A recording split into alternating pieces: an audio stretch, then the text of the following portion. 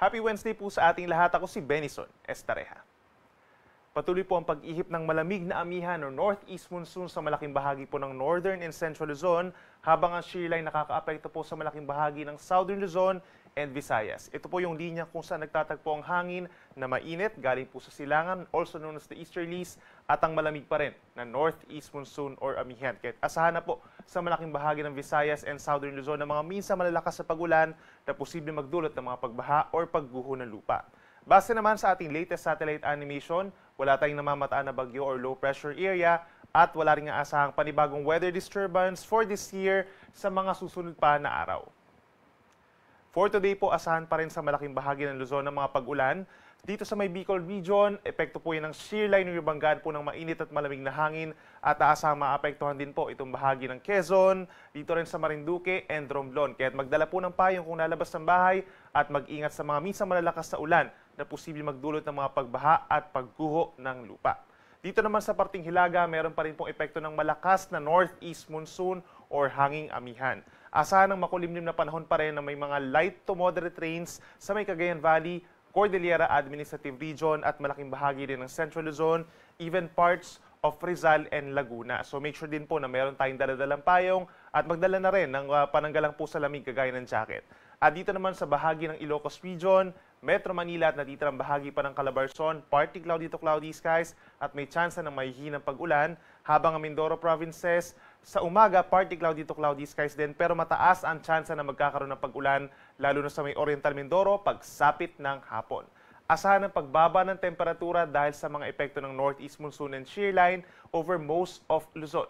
Metro Manila, posibleng bumaba ngayong madaling araw sa 22 degrees Celsius. Sa may Tagaytay, pinakamababang 21 degrees. At mas malamig pa dito sa may parting norte sa Tuguegarao hanggang 20 degrees at pinakamainit lamang ang 25 degrees Celsius. Habang sa may Cordillera region, between 14 to 15 degrees Celsius ang pinakamalamig na temperatura.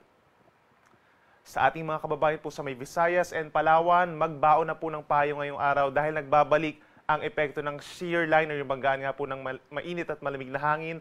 Asahan ang pinakamalalakas na tsansa ng mga pagulan doon po sa may Eastern Visayas kung saan facing the Pacific Ocean, moderate to heavy rains or hanggang 100 millimeters po na dami ng mga pagulan. Mag-ingat sa mga posibleng pagbaha at pagguho ng lupa. And as early as this morning, may mga areas din po na magkakaroon ng malalakas sa mga pagulan, lalo sa may timog na bahagi po ng Visayas, itong Negros Island region, kabilang ng Siquijor, Southern Cebu, and Southern Bohol. At magpapatuloy ang mga paulan sa mga susunod pa po na araw, lalo na sa may areas ng Panay Island.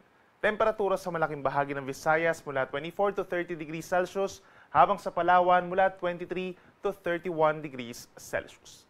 At sa ating mga kababayan po sa Mindanao, meron din mga lugar na apektado din po ng shear line as early as this morning, kabilang na ang malaking bahagi ng Zamboanga Peninsula, ito rin pong bahagi ng Misamis Occidental, Lanao del Norte and Lanao del Sur, as well as Surigao del Norte and Dinagat Islands. Pero pinakang magsusustain yung mga pagulan doon po sa may Dinagat Islands dahil pa rin yan sa shear line. Dito naman sa natitirang bahagi ng Mindanao, bahagyang maulap hanggang minsan maulap ang kalangitan umaga hanggang tanghali, and then pagsapit ng hapon hanggang sa gabi, madalas kumukulimlim na ang panahon at may tsansa rin po ng mga pulupulong mga paulan or pagkidlat pagkulog lamang. Temperatura dito sa Metro Davao mula 24 hanggang 32 degrees Celsius. Sa ngayon, yung gale warning natin ay nakakonsentrate na lamang po sa may Calaguas Islands at hilagang baybayin po ng Catanduanes kung saan hanggang 4.5 meters pa rin umaga hanggang hapon ang mga pag-alon. Pero pagsapit po ng hapon, posibleng bahagyang bumaba na po at matanggal na yung ating gale warning dun sa mga areas na nabanggit natin. However, today and in the coming days, magpapatuloy pa rin ng maalon na karagatan sa hilagang baybayin po ng Luzon at sa silangang baybayin po ng Luzon and Visayas. Epekto rin yan ng malakas na northeast monsoon hanggang 3.5 meters or nasa isang palapag pa rin ng gusali, kaya delikado pa rin sa small sea vessels hanggang sa weekend po yan. Habang natitirang baybayin ng Luzon, Visayas at malaking baybayin ng Mindanao, banayad hanggang katamtaman ng taas ng mga pag-alon kung saan posible hanggang 2.5 meters sa taas ng mga pag-alon kapag may mga thunderstorms.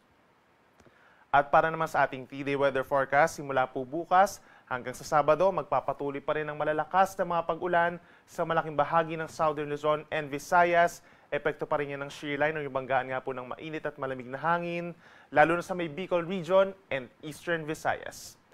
Kung saan meron nga po tayong tinaas na weather advisory for the next 3 days nakakonsentrate nga po ito sa may silangang parte ng ating bansa.